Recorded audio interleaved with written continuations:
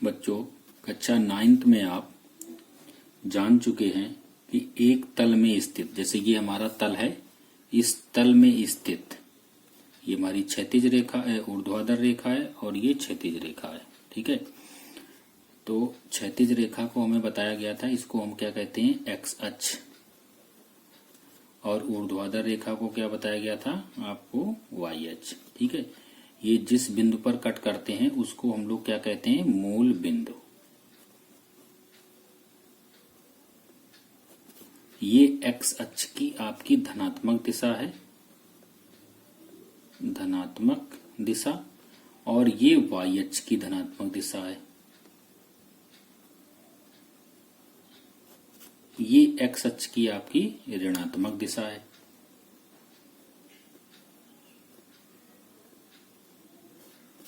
और ये वाई अक्ष की ऋणात्मक दिशा है। इतना आपको कक्षा 9th में ज्ञान दिया जाता है। ठीक है, मूल बिंदु जो होता है उसके निर्देशांक 0,0 होते हैं। ठीक, इस तल में, इस तल के हमने 4 भाग कर दिए। इस पहले भाग को हम लोग वहां कहते थे प्रथम चतुर्थांश, आपको हो सकता है याद आ गया हो। और इसको हम लोग क्या कहते हैं, द्वितीय चतुर्थांश। और ये आपका है थर्ड चतुर्थांश। और ये आपका है फोर्थ चतुर्थांश। इतनी बात आपको कक्षा 9th में बताई जाती थी। और आपको बताया जाता था जो निर्देशांक होता है, निर्देशांक, ठीक है, इसको लिखने का एक नोटेशन होता है भुज और कोटि। भुज कामा कोटि के रूप में लिखा जाता है। जो भुज होता है वो x कहलाता है, कोटि आपकी क्या कहलाती है, y कहलाती है। ठीक है, तो आइए अब इसको हम लोग आगे करते हैं कि अब हमें कक्षा 10 के स्तर पर क्या क्या जानकारी और लेनी है। तो किसी बिंदु की, जैसे ये हमारे पास तल है, फिर से इसको हम बनाते हैं। ये जो है आपका तल था, उसको हमने 4 भागों में डिवाइड कर दिया। ठीक है, ये आपका एक्स अक्ष है और ये आपका वाई अक्ष है। इसको ऋणात्मक दिशा में इसको कह देते हैं एक्स डैश अक्ष और इसको कह देते हैं वाई डैश अक्ष। ठीक, किसी बिंदु की स्थिति हमें जाननी है कि ये जो बिंदु है इसकी पोजीशन क्या है। तो इसकी पोजीशन जानने के लिए हमें एक्स का निर्देशांक चाहिए और वाई का निर्देशांक चाहिए। तो इस बिंदु पर जो एक्स का निर्देशांक होगा, निर्देशांक, ठीक है, वो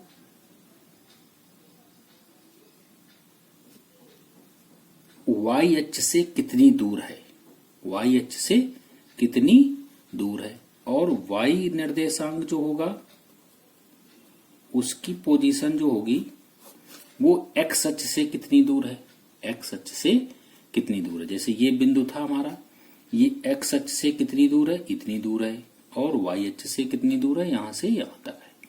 ठीक, अगर इसके निर्देशांक हम कह दें ये एक्स है और ये वाई है, तो ये जो इसने डिस्टेंस तय की होगी यहां से यहां तक, वो एक्स चला होगा, और ये जो डिस्टेंस तय की है इसने, ये कितना है, वाई। तो ये डिस्टेंस जो है वो वाई अक्ष से दूरी है, वो एक्स है, और एक्स अक्ष से दूरी कितनी है, वो वाई है। तो जो एक्स का निर्देशांक होगा, ठीक है, एक्स का निर्देशांक माने एक्स की वैल्यू जो होगी वो वाई अक्ष से दूरी होगी, और वाई की निर्देशांक की दूरी जो होगी वो एक्स अक्ष से होगी। ठीक, तो देखो इन दो बातों को हम लोग ऐसे लिख सकते हैं कि किसी बिंदु की वाई अक्ष से दूरी उस बिंदु का एक्स निर्देशांक, या उसको भुज कहते हैं हम लोग। किसी बिंदु की एक्स अक्ष से दूरी उस बिंदु का y निर्देशांक या कोटि कहलाती है। ठीक है, आगे देखते हैं कि अगर कोई बिंदु x अक्ष पर है, इस पर x अक्ष पर स्थित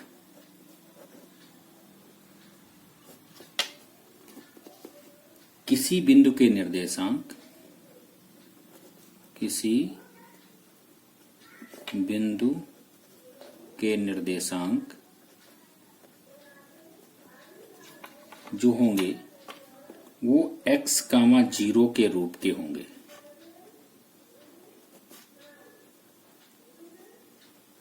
क्यों? ऐसा क्यों है? ऐसा इसलिए है कि जब बिंदु का निर्देशांक x अक्ष पर कहीं पर भी होगा तो इसका मतलब वो y पर बिल्कुल नहीं चला है, तो y का निर्देशांक हो जाएगा 0। अगर इस पर कहीं पर भी कोई बिंदु स्थित है, ये जो भी होगा, वो जो उसका रूप होगा वो भुज, 0 होगा। ठीक है, इसी तरीके से y अक्ष पर स्थित, y अक्ष पर स्थित किसी बिंदु के निर्देशांक,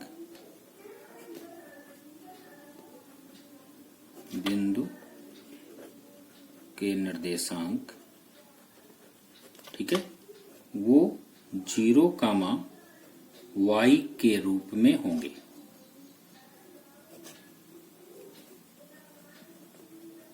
क्यों? क्योंकि जब बिंदु y अक्ष पर होगा, कहीं पर भी y अक्ष पर अगर होगा तो x कोऑर्डिनेट उसका 0 है, माने x अक्ष पर वो बिल्कुल नहीं चलेगा, तो उसका जो निर्देशांक होगा वो किस रूप का होगा? वो 0, y के रूप का होगा। ठीक है, तो देखते हैं आगे। आप पीछे आलेख पढ़ चुके हैं। आपने पीछे ax plus by plus c बराबर 0 के रूप का आलेख पढ़ा था। इसका जो आलेखीय निरूपण होता है, आलेखीय रूप जो होता है वो एक सरल रेखा होती है। वो क्या होती है? एक सरल रेखा। पीछे हम लोगों ने देखा था, ये ऑब्जेक्टिव में क्वेश्चन पूछा जा सकता है। अगर हमारे पास कोई दो चर वाला एक घातीय समीकरण है, उसका आलेखीय निरूपण कैसा होगा? तो वो क्या होगी? एक सरल रेखा होगी। अगर आपका ये द्विघात वाला समीकरण है, ax² plus bx plus c, ठीक है, और कंडीशन यहां पर ये है कि a का मान 0 नहीं है, तो जो इसका आलेखीय रूप होगा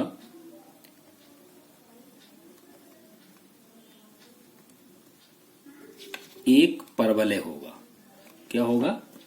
एक परवलय होता है।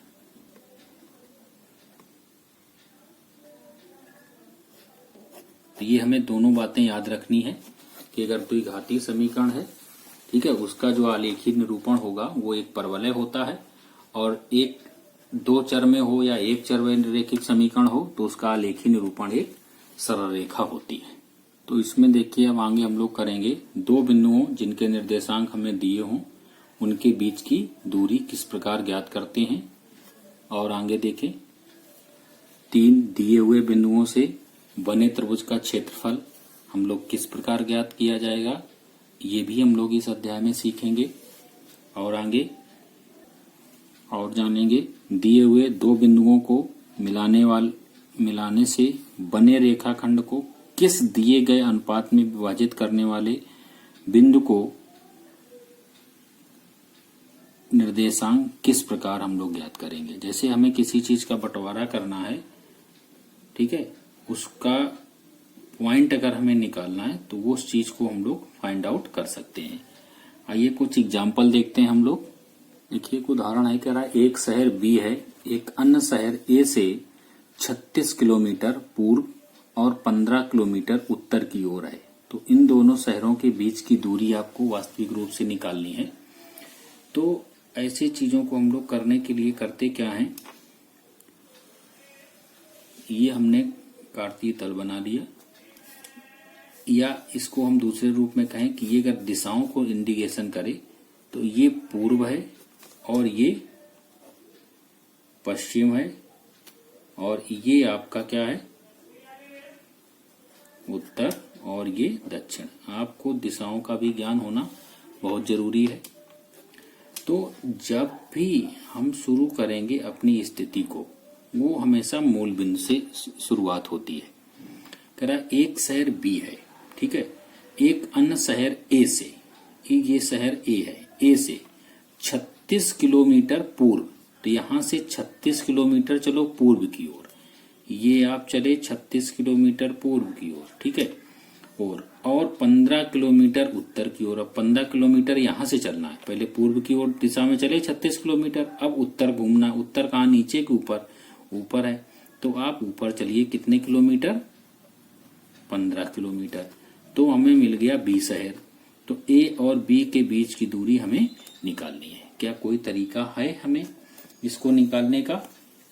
तो एक तरीका समझ में आ रहा है कि ये जब घूमा होगा यहाँ से तो 90 डिग्री का एंगल बन रहा होगा, माने ये एक समकोण त्रिभुज बन गया। समकोण त्रिभुज होने के नाते पाइथागोरस प्रमेय के द्वारा हम इसको निकाल सकते हैं। एक तो सिंपल सा तरीका ये है हमारे पास, ठीक है।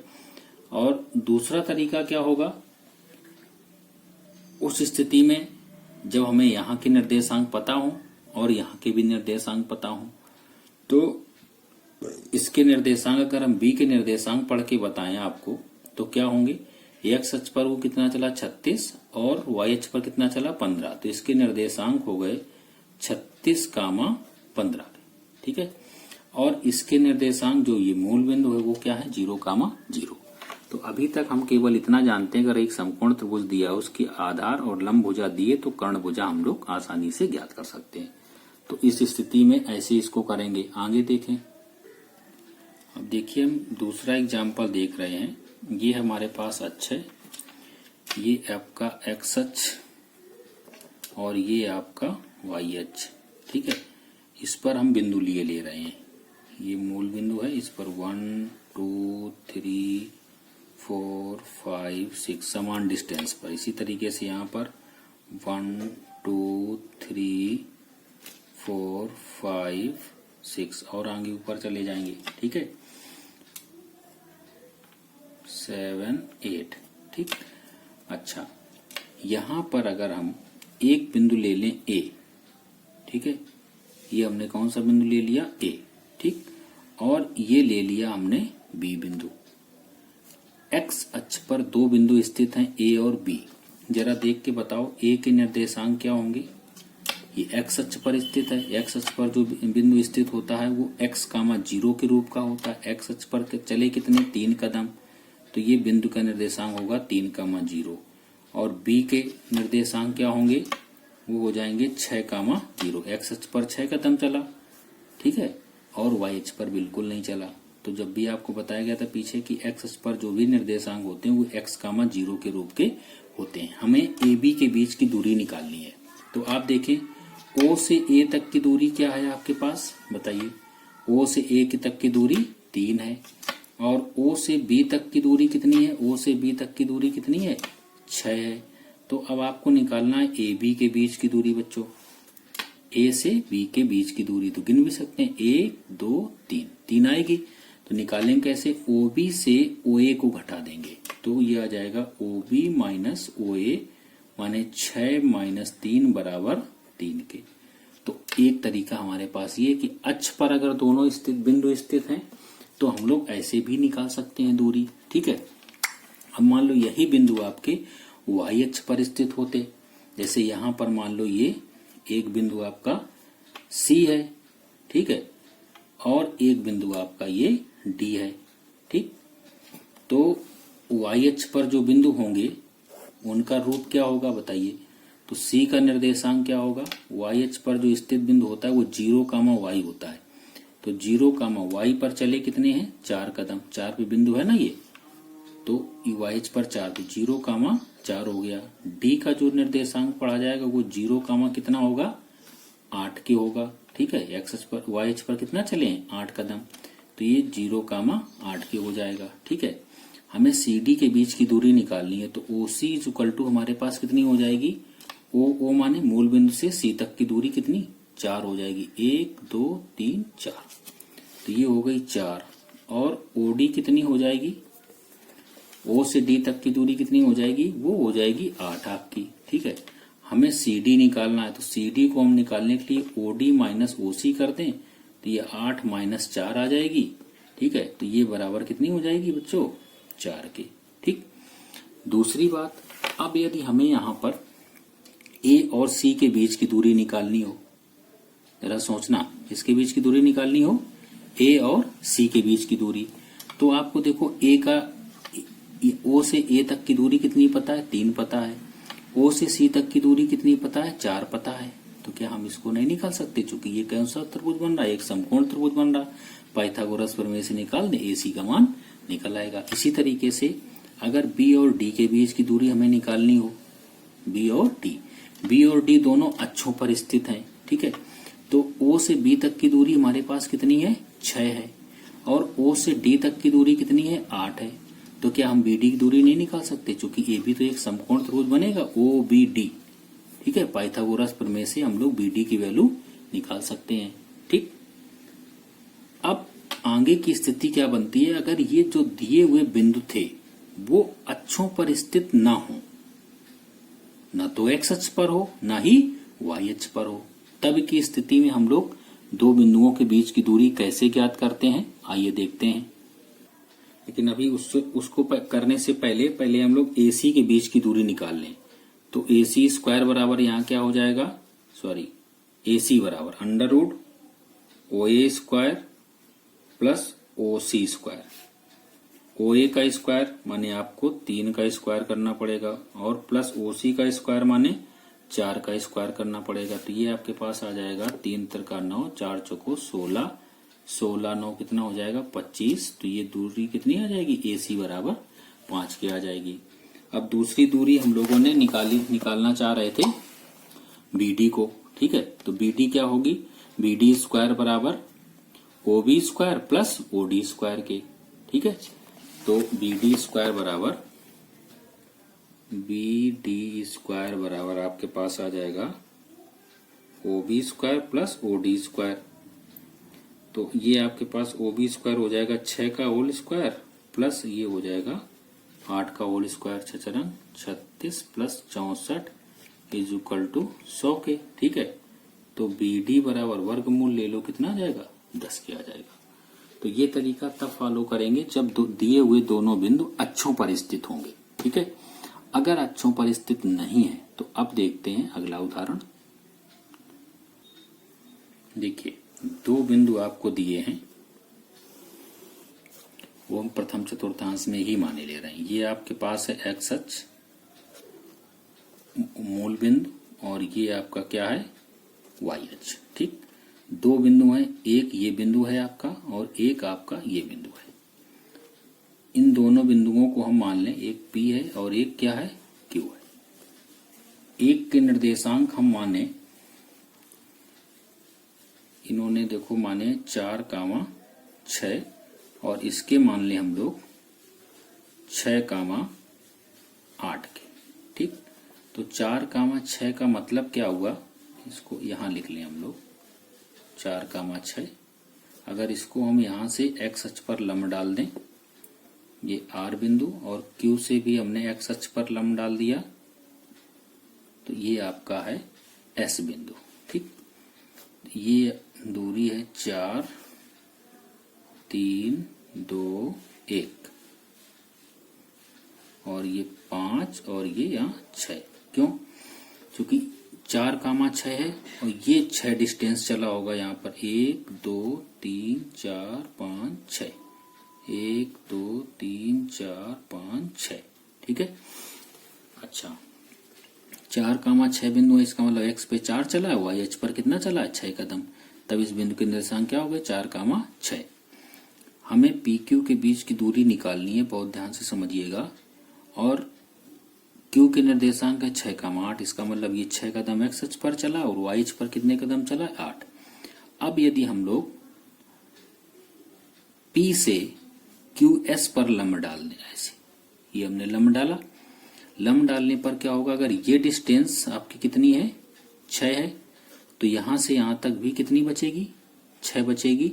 इस बिंदु को हमने मान लिया T, तो QT जो होगी TS, T से ये S लिखा हुआ है, T से S तक की दूरी कितनी है 6 के है, और आपकी QS जो है वो कितनी है 8 है। ठीक है, हमें QT निकालनी है। QT इज इक्वल टू हो जाएगा QS माइनस TS के। ठीक है, और QS डिस्टेंस है 8 और ये कितनी है 6, तो कितनी डिस्टेंस आ गई आपके पास, QT बराबर 2। Q से T तक की दूरी 2 आ गई, और ये दूरी कितनी है आपकी, ये भी आपकी 2 है। देखिए 1 2, क्योंकि यहां से यहां तक 4 है और यहां से यहां तक 6 है, तो बीच में कितनी बची 2 बची, ये भी 2 आ गई। PT बराबर भी कितना है 2 के है। अब हमें ये दिख रहा है कि ये एक PTQ एक समकोण त्रिभुज है, तो लिखेंगे समकोण त्रिभुज, समकोण त्रिभुज PTQ में पाइथागोरस प्रमेय से, पाइथागोरस प्रमेय से क्या होगा, कर्ण परवर्ग, तो PQ का स्क्वायर बराबर PT square plus QT square, तो PQ स्क्वायर हमें निकालना है, PT का स्क्वायर माने 2 का स्क्वायर प्लस 2 का स्क्वायर, तो ये आ जाएगी 4 प्लस 4 बराबर 8 आ गया। PQ स्क्वायर बराबर मीन्स PQ बराबर 2√2 के। PQ बराबर कितना आ गया 2√2 के। अब ये तो दोनों बिंदु एक ही चतुर्थांश में स्थित थे, हो सकता है ये दोनों बिंदु अलग अलग चतुर्थांश में स्थित हों। ठीक है, उस स्थिति में भी हम लोग इसी तरीके से ज्ञात कर सकते हैं। ठीक, अब आते हैं एक जर्नल फॉर्म। जर्नल फॉर्म क्या होगी जरूर देखते हैं उसको। अब देखिए किन्हीं दो बिंदुओं, जो बिंदु हैं वो x1, y1 और x2, y2 हैं, इनके बीच की दूरी आपको फाइंड आउट करनी है। तो ध्यान से देखिएगा, ये हमने दोनों बिंदुओं को मान लिया, ये A बिंदु है, सॉरी P, और ये आपका Q है। P के निर्देशांक उसने कहे हैं कि x1, y1 है, और Q के निर्देशांक है x2, y2। ठीक, तो काम वही करेंगे जो अभी पीछे हम लोगों ने किया था। यहाँ से इस पर लंब डाल देंगे x अक्ष पर। ठीक, तो यहाँ से यहाँ तक की ये डिस्टेंस क्या हो जाएगी, ये x1 होगी, और ये डिस्टेंस क्या होगी, ये y1 होगी आपकी। ठीक है, अच्छा यहाँ Q से इस पर लंब डालो, ये हम लोगों ने R मान लिया और इसको क्या मान लिया, S मान लिया। ठीक, और जो मूल बिंदु है वो कितना है OK, तो ये यहां से यहां तक की टोटल दूरी O से S तक की कितनी दूरी हो गई x2। ठीक है, x2, y2 है, तो ये दूरी x2 हो गई, और ये QS जो हो गई वो कितनी हो गई, y2 हो गई। हमको निकालना है PQ के बीच की दूरी, तो हम क्या करें, बिंदु P से QS पर लंब डालें। ठीक है, इस लंब का नाम हमने रख दिया T। तो हमने क्या किया है, PT लंब है किस पर, QS पर।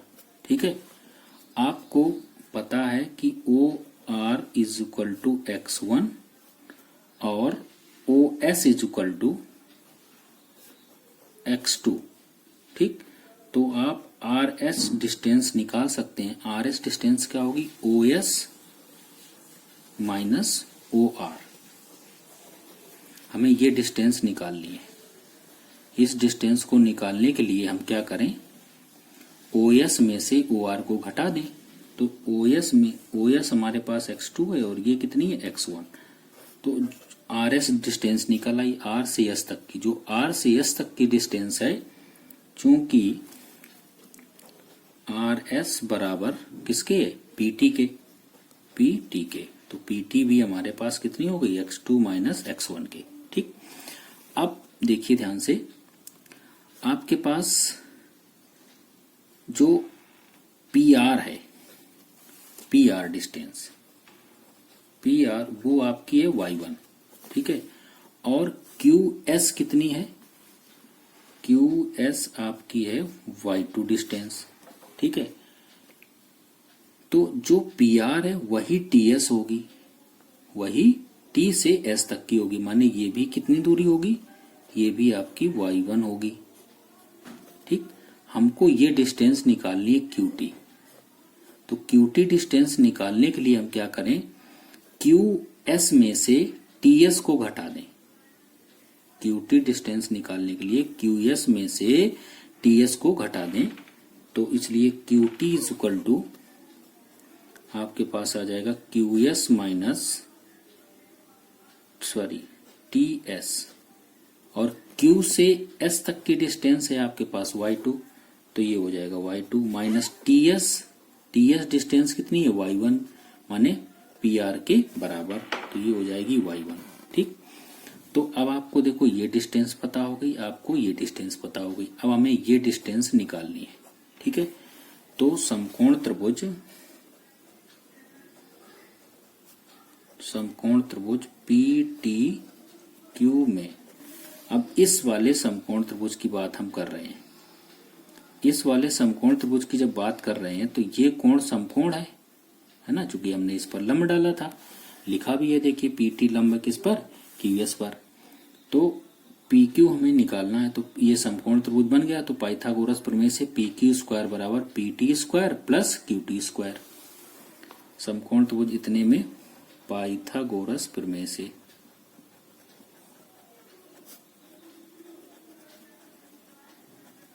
अब आप देखिए तो ये आपके पास आ जाएगा PQ स्क्वायर बराबर PT square plus QT square, ठीक। तो PQ स्क्वायर बराबर PT, P से T तक की दूरी आपने क्या निकाली थी, ये x2 माइनस x1, तो इसको लिखेंगे x2 माइनस x1 का whole square plus QT, Q से T तक की दूरी आपने निकाली थी y2 माइनस y1, तो ये मान रख दें हम लोग y2 माइनस y1 का होल स्क्वायर, ठीक। तो यहां से PQ बराबर क्या आ गया, अंडर रूट वर्गमूल ले लें x2 माइनस x1 का whole square plus y2 minus y1 का होल स्क्वायर। तो ये एक जनरल फार्मूला निकल के आ गया, ठीक है, दो बिंदुओं के बीच की दूरी का। बात समझ में आ गई होगी। तो यहाँ पर हमेशा दूरी चुकी है तो इसको हमेशा धनात्मक ही लेंगे, ऋणात्मक नहीं लेंगे, ठीक है। एक विशेष रूप से नोट लगा देते हैं, अगर हमको मूल बिंदु से डिस्टेंस पूछे, ठीक है, विशेष रूप से बिंदु एक आपको दे दिया x, y, ठीक है, की मूल बिंदु से दूरी, की मूल बिंदु से दूरी। मूल बिंदु क्या होता है, मूल बिंदु होता है 0, ठीक है, से दूरी जो होगी इसको हम लोग O और P, मूल बिंदु को O कह दिया और P बिंदु ये है, तो ये डिस्टेंस हो जाएगी आपके पास x square plus y square, ठीक। इतनी बात संभवतः समझ में आ गई है। और जो ये हमारा है, ठीक है, PQ, इसको हम ऐसे भी लिख सकते हैं कि PQ बराबर अंडर रूट, जैसे हमने x2 माइनस x1 किया, इसको हम लोग x1 माइनस x2 का होल स्क्वायर करेंगे तब भी वही आएगा, प्लस y1 माइनस y2 का होल स्क्वायर। ऐसे भी इसको लिखा जा सकता